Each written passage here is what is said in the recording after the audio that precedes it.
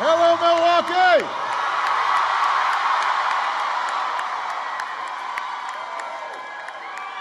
How's everybody doing? Are you fired up, Wisconsin? So, it is good to be back in the Midwest. It is good to be close to home.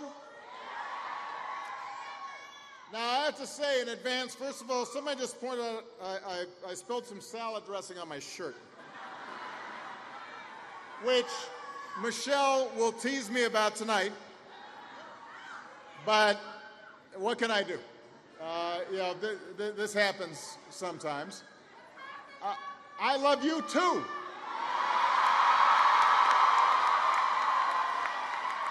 Give it up for your next governor, Tony Evers. Your next members of Congress, Randy Bryce and Dan Cole. A leader we are sending back to the Senate, Tammy Baldwin.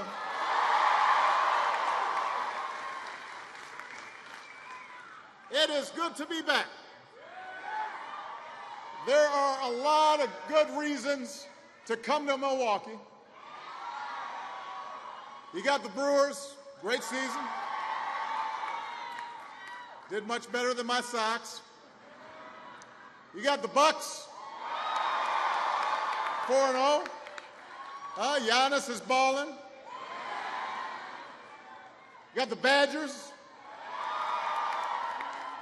You've got brats. You got beer.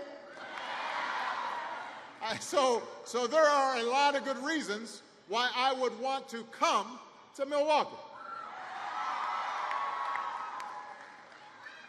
Couple of my nephews, Austin and Aaron, also live here. They're little guys, but they're getting bigger all the time, which is why I try to beat them at basketball now before they can beat me. But all those reasons aside, that's not why I'm here. I am here for one simple reason. I am here to ask you to vote. To vote in what might be the most important election of our lifetimes. Now, politicians will always tell you that, oh no, this one's really, except this one, it really is that important. The stakes really are that high. The consequences of anybody sitting out of this election are profound because America's at a crossroads right now. The health care of millions is on the ballot. Making sure working families get a fair shake is on the ballot. Whether the union movement survives or not is on the ballot. But maybe most of all, the character of our country is on the ballot.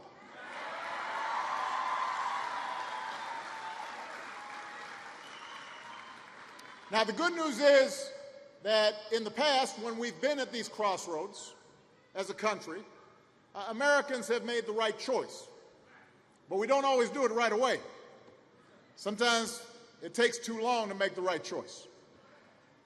And when we do make the right choice, it's usually not because people sit back and let history happen to us. It's because folks like you, folks like me, marched and mobilized and voted for a better history, voted for a better future. That's how we abolished slavery. That's how we overcame the Great Depression. That's how we liberated a continent.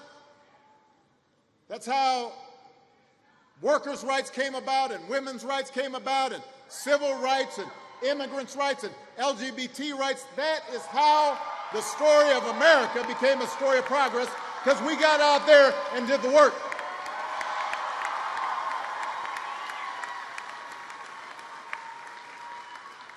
Because, you know what, the truth is, making this country better has never been easy. It's always been a fight. For every 2 steps of progressive change forward, a lot of times we take 1 step back in conservative retrenchment. That's what happens. That's been the pattern. Every time we pull ourselves closer to our founding ideals, that all of us are created equal and endowed by our Creator with certain inalienable rights, whenever we start moving in that direction, the status quo pushes back. You win the right to form a union, then people try to bust your union. You fight and win a higher minimum wage, and then Congress just doesn't raise it for a decade. You win the right to vote, people try to make it hard for you to vote. The powerful and the privileged fight hard to keep what they got. And they will try to make you angry and cynical and distracted, and they'll try to exploit our history of racial division or ethnic division or religious division. They'll try to pit us against one another. They'll tell you that, oh no, everything would be okay if it just weren't for those folks who don't look like you. They'll say whatever it takes to keep their stuff, to maintain their privileges, even if it's not fair, especially when it's not fair. They like it that way. Even when it hurts the country, even when it puts people at risk. It's a cynical kind of politics, but frankly, sometimes it works. Now, the good news, Wisconsin, is right now you can reject that kind of politics. You can choose a bigger, more hopeful, more generous vision of America. But to do it, you got to vote. Right here in Wisconsin, you can early vote right now. Just go to vote.org. Find out where you can cast your vote today. And then go cast it for Tammy and Tony and Randy and Dan and the entire Democratic ticket.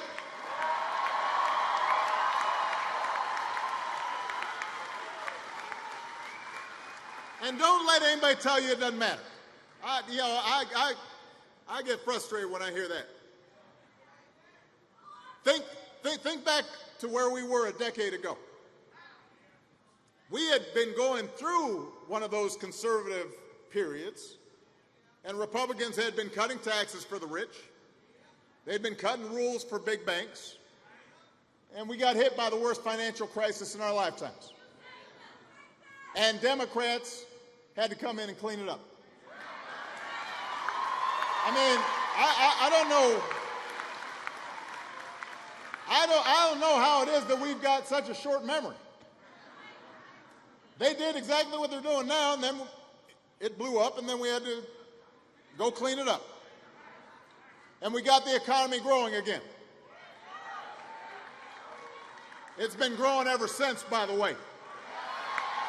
So when folks talk right now about, oh, the economy's doing so well, where do you think that started?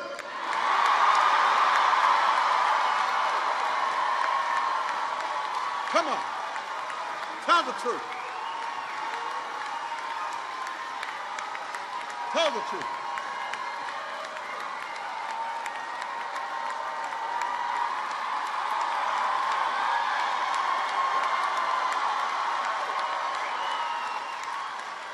We didn't just get the economy going again, we covered 20 million people with health insurance.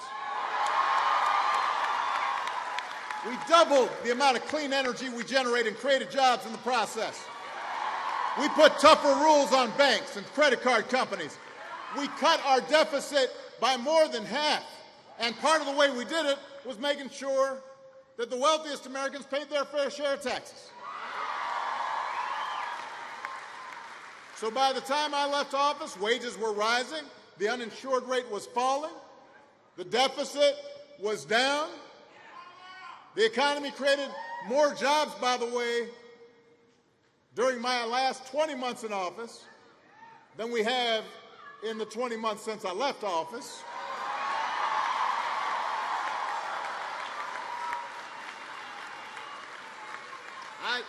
Go look it up.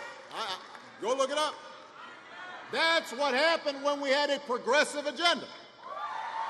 Now, we didn't get everything done that we wanted to do. We couldn't reverse all the trends that had been happening for 40 years in just 8 years. We couldn't get all the manufacturing jobs that had left to come back right away. We couldn't immediately eliminate all the inequalities that had been building up over decades. And we sure couldn't do it once the Republicans took over Congress, because they blocked everything we tried to do. All right, so they've now had 2 years of control in Washington. What have they done with that power? No, it's not true they haven't done nothing. It's not true they haven't done anything. Let me tell you what they've done. They cut taxes for the rich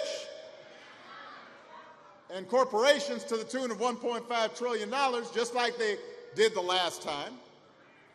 They stripped rules to protect our air and our water, just like they did the last time. They ran up the deficits, just like they did the last time. And you know what? They know that none of this stuff is actually popular. So their response, instead of changing their policies, is to try to actively purge voter rolls to keep people from voting. And they try to scare everybody else with whatever divisive social issues they can come up with, just like they did the last time. So let's just take a look for a second about what they've been up to. They promised to take on corruption. Remember that? They have gone to Washington and just plundered away. In Washington, they have racked up enough indictments to field a football team.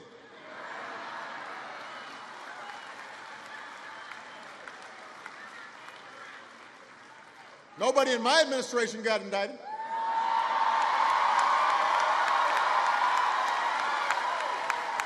So how is it that they clean things up? In Wisconsin, some of your governor's own cabinet secretaries said that after all the schemes and cover-ups, they're endorsing Tony Evers for governor because they saw what happened and they didn't like it. Let me tell you something. As somebody who had worked for me said right before an election, he's terrible. I'm supporting the other guy. I would feel bad about myself. But they don't, because there's no shame. Their promise to drain the swamp, that was not on the up and up. So let's see, what else did they say? They said they'd fight for the little guy. Instead, they have catered to the most wealthy, the most powerful. Like I said, $1.5 trillion in tax cuts aimed at billionaires and corporations. Did not even pretend to pay for them. Deficits shot up. When it came to helping the most fortunate, the people with the most, they did not care at all about deficits. But when it came to helping everybody else, suddenly deficits are terrible. When we were trying to provide health insurance to folks who really needed health insurance, you can't do that. Deficits. Wanted to expand early childhood education. No. We can't afford that. Deficits. It's an existential crisis. It's terrible. Deficit. Oh, you want to give a tax cut to me and I don't need it? Wasn't asking for it? That we can do. That's fine. And then just last week, now that they got the tax cuts out, now that the wealthiest are wealthier, now that the country's more unequal and fewer people are being helped by the kinds of programs that would give kids a chance and give working families a leg up, now suddenly Mitch McConnell, no, don't boo, vote. Don't boo, vote. I'm making a point here. Just last week, suddenly he said, I'm very disturbed about these deficits. we're going to have to bring them down. We're going to have to cut programs like Medicare and Medicaid and Social Security. No, look it up. Here's the thing. Everything I say, you can look up. He said it. He's quoted saying it.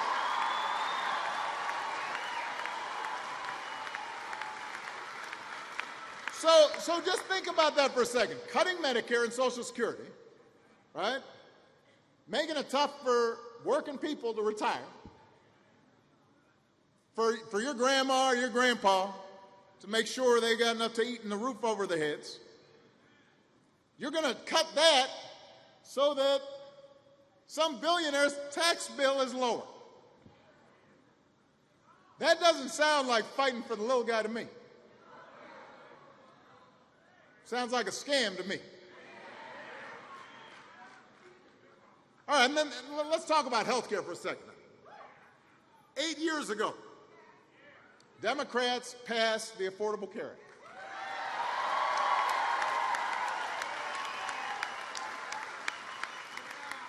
Right here in Wisconsin, 200,000 people suddenly got coverage. 200,000 people got help. The law made it illegal for the first time for insurers to discriminate against you if you've got a pre-existing condition. And by the way, I'm looking out at the crowd. Some of you are young. Maybe you don't think you've got a pre-existing condition. I promise you, by the time you get to 57, you got something. It might be you battled cancer. It might be you've got an asthma scare. But according to insurance companies, even just being a woman is a pre-existing condition.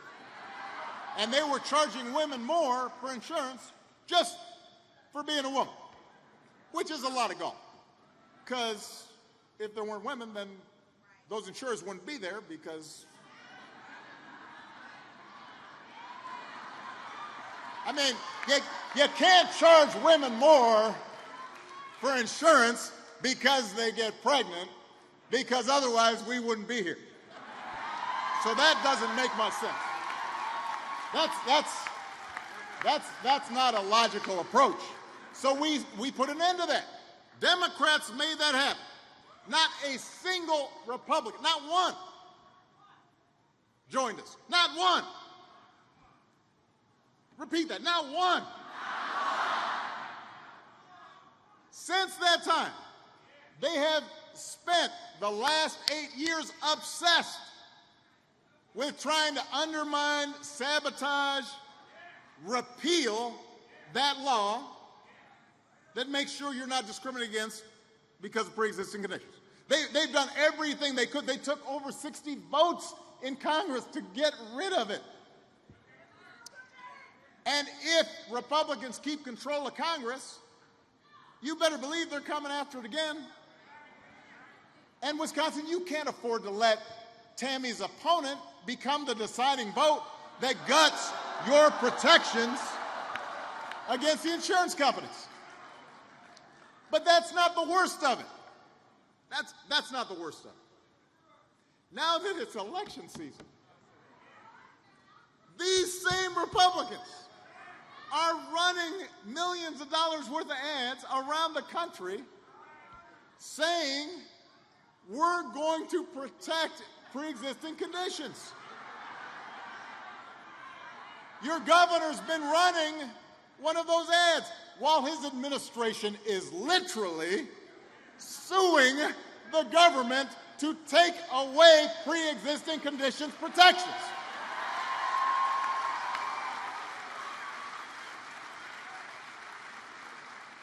So, you know who you can trust when it comes to protecting your health care and making sure you're not discriminated against because of pre-existing conditions? You can count on Tammy Baldwin to do it. She was diagnosed, as you heard, with a pre-existing condition when she was a kid. She knows what it's like for parents and grandparents to worry about covering a sick kid. She's not going to let Republicans gut those protections. She's not going to let Republicans gut your Medicare to pay for their tax cuts. These Democrats are going to protect your care. If you elect Tony Evers as your next governor, he's going to do something your current governor refuses to do. He's going to expand Medicaid to cover 176,000 more Wisconsinites. That's going to make a difference. But you got to vote for him, and you got to vote for a Democratic legislature to help him do it. So don't think that this election doesn't make a difference. Your vote doesn't make a difference. But I want to go back to what I was saying earlier about those ads those Republicans were running, because I want you to think about this for a second. We just kind of take this for granted. Your governor has been running an ad during election time saying he is going to protect pre-existing conditions when he is literally doing the opposite. That is some kind of gall. That is some kind of chutzpah. But let's also call it what it is. It is a lie. And that brings us to a bigger question about this election.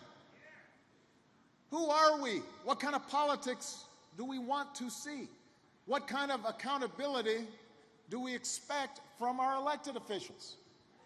You know, it's one thing to have a legitimate policy difference, but if you take one position, then you should be held accountable for the position you take. You can't suddenly pretend you didn't take the position because it is politically expedient. You can't just lie about it.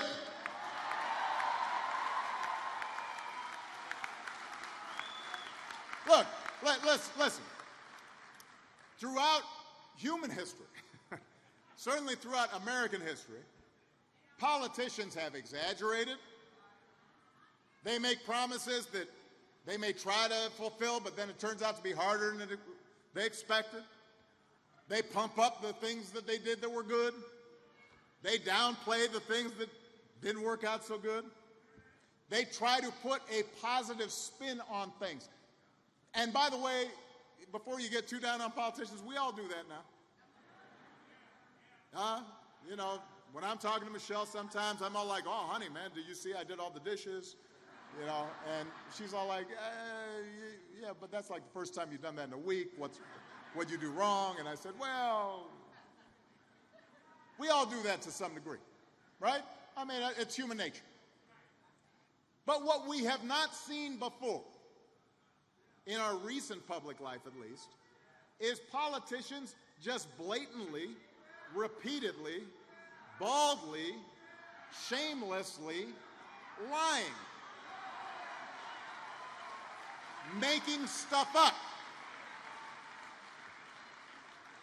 Calling up, down. Calling black, white. That's what your governor's doing with these ads, just making stuff up. What he's saying is not true. And by the way, that's what Republicans in Congress are doing all across the country. On this pre-existing condition thing, they're running ads everywhere saying, we're the ones protecting it. It's not true.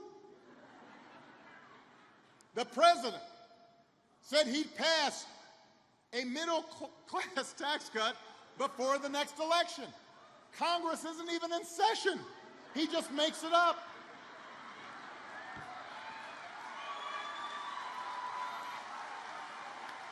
He says, I'm going to protect your pre-existing conditions, while his Justice Department is in court right now trying to strike down those protections. That is not spin. That's not exaggeration. That's not trying to put a positive glow on things. That's lying. And look, it'd be one thing if it was the first time, but they've done this often. They just and accompanying making stuff up, they then try to scare the heck out of people before every election. It's always something a little bit different. And then suddenly the election comes and the problem that they were scaring you about is suddenly magically gone. You never hear about it again. All right, so let me just kind of run through this just to jog your memory. In the 2010 midterms, It was government bureaucrats are going to kill your grandma. Remember the death panels? Just made it up. But that was a thing. 2014, Ebola is going to kill all of us. Remember that?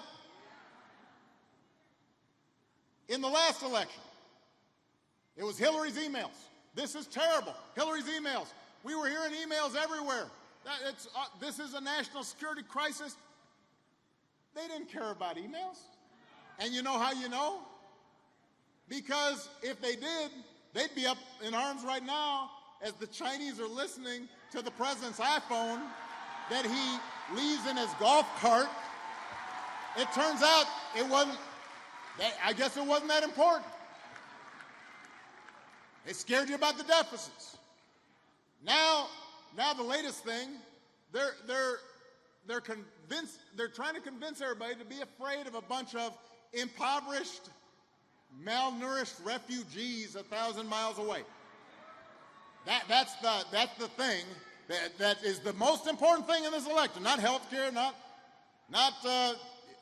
whether or not folks are able to retire, not doing something about higher wages or rebuilding our roads and bridges and putting people back to work. Suddenly, it's this group of folks, we don't even know where they are. They're way down there.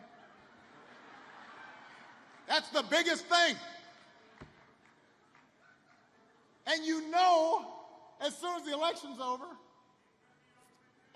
everybody will be like, what happened? We were being invaded. Where'd it go? And you know what? It would be funny, except they do it every time, and too often it works. Everybody gets all freaked out. And we got to stop falling for this stuff. We're like Charlie Brown with the football. You can't fall for that okie doke. Don't be hoodwinked. Don't be bamboozled. Wisconsin, don't fall for that kind of fear-mongering.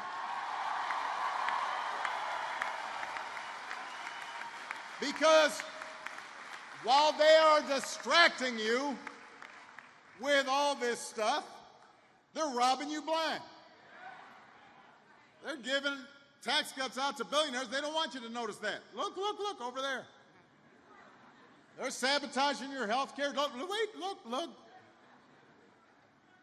They're letting big polluters rewrite our laws that keep our air and water clean. Ignore that. Look over there. It's like a con where a door-to-door salesman tries to sell you a security system while his buddy sneaks in the back, takes all your stuff. It's like Home Alone. You remember that movie? Joe Pesci's sidekick, he's trying to sneak in the doggy door. I guess you're too young for that.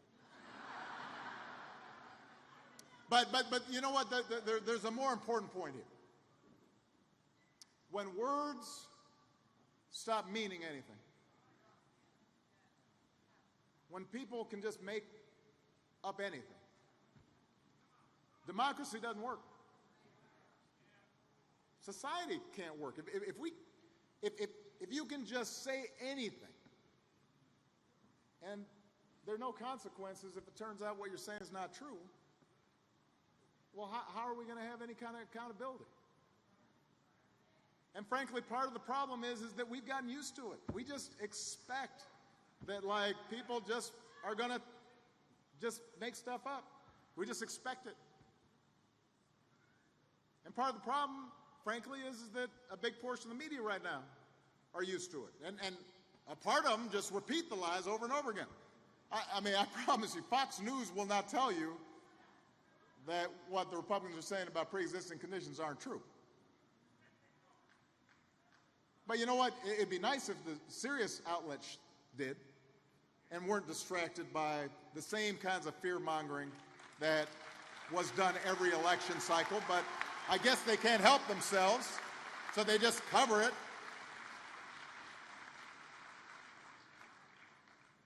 So until we start getting a little bit better about calling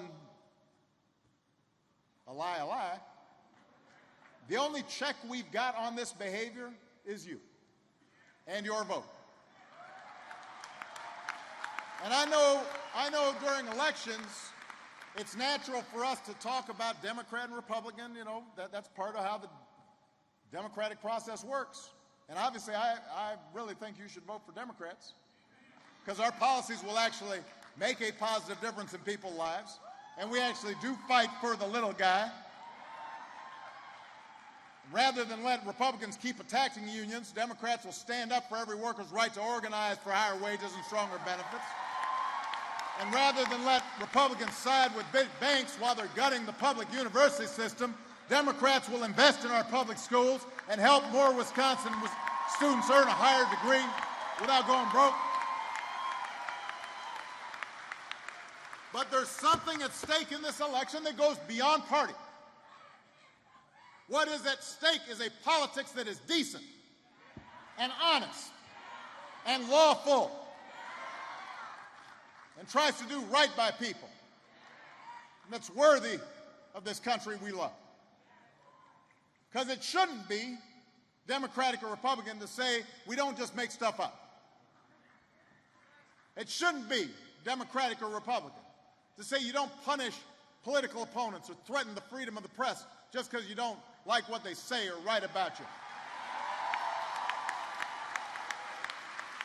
It shouldn't be Democratic or Republican to say we don't target certain people based on how they look or how they pray.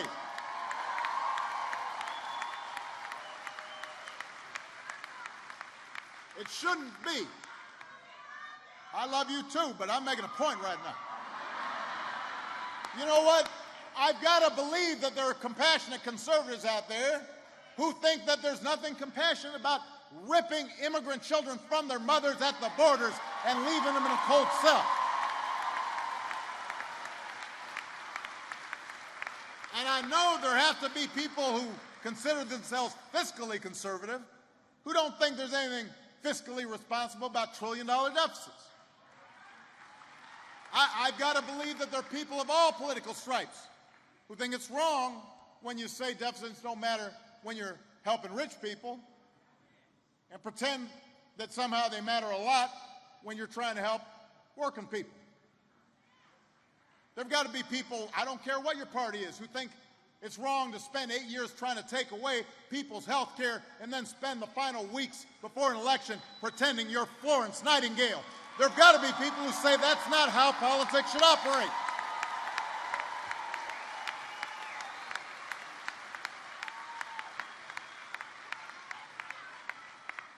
I've got to believe that there's certain things that transcend party, and that whatever your political background, I'm hoping you think it's wrong to hear people spend years, months, vilifying people, questioning their patriotism, calling them enemies of the people, and then suddenly you're concerned about civility. Please. And by the way, we don't need more mealy-mouthed elected officials who claim they're disappointed by this bad behavior, but then don't do anything about it and just go along with it. We need leaders who will actually stand up for what's right, regardless of party. Leaders who will fight for you and what's best in the American spirit. Patriots who will stand up for anyone whose fundamental rights are at stake, whether it's your health care or your kids getting bullied in school because their last name is different, or a neighbor who's being harassed because of who they love.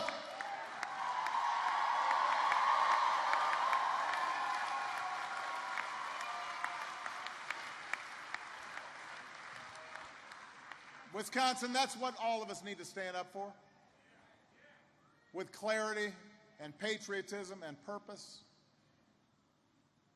The values that bind us to our fellow citizens.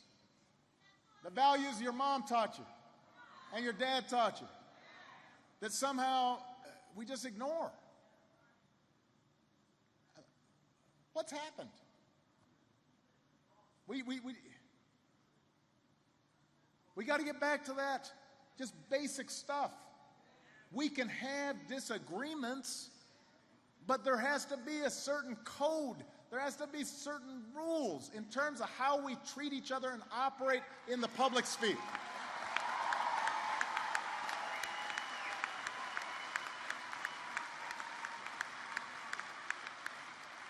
And that's what Americans do. That's what Americans do. That's who we are. That's what America is at its best. And that's what these candidates believe. That's what Tammy believes. That's what Tony believes. That's what Randy and Dan believe. And that's why I'm hopeful, Wisconsin. I am hopeful, despite all the noise and the lies and the distractions, that we're going to cut through all that and remember who we are, who we're called to be. I am hopeful that out of this political darkness, a great awakening of citizenship is happening all across the country. I can't tell you how encouraged I've been watching so many people get involved for the first time, or for the first time in a very long time, marching and organizing, registering people to vote, folks running for office themselves, record numbers of women vote who are running, young veterans of Iraq and Afghanistan, Americans who might not have been interested in politics before, but suddenly laced up their shoes, or if you're Randy, you know, they kept their work boots on. But he traded in his tool belt for a clipboard because they believe this time is different. This moment's too important to sit out. The antidote to government by a powerful few is government by the organized, energized many. That's what this moment's about. And I want to tell you, one election won't fix everything. That's the truth. If you vote in this election, it's not as if suddenly poverty is eliminated, or you know, all the jobs that left are coming back, or you know, suddenly there's no discrimination. Women are always treated with respect. That, you know, that's not how politics work. It's not like everything gets fixed all at once. But I tell you what, if you vote, things will get better. If you vote in this election, Wisconsin, it'll be a start. You've got to get started and then just keep on going, because the threat to our democracy doesn't just come from one person in the White House, or Republicans in Congress, or lobbyists in Washington, or the Koch brothers. The biggest threat to our democracy is our own indifference. The biggest threat to our democracy is us getting so cynical that we just stay home. We don't participate. Because that's how, in 2011, Republicans made Wisconsin one of the worst gerrymandered states in the country. In 2012, Democrats won a majority of votes in the state assembly, and somehow Republicans got 2/3 of the seats.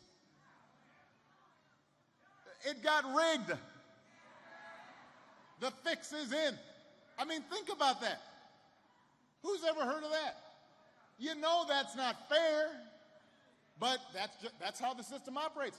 In this current election, all across the country, Democrats are going to have to win a lot more votes just to stay even, and even more votes after that to take over the Congress because of this gerrymandering tomfoolery. And that's why you've got to vote for Democrats up and down the ticket to break their grip, make our congressional districts fair.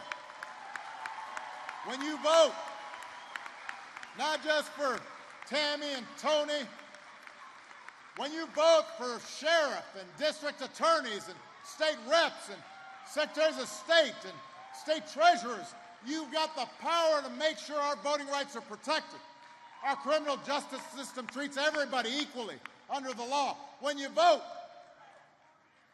you have the power to make sure we strengthen laws that protect women in the workplace from harassment and discrimination and abuse, and to make sure that women are paid the same as men for doing the same job.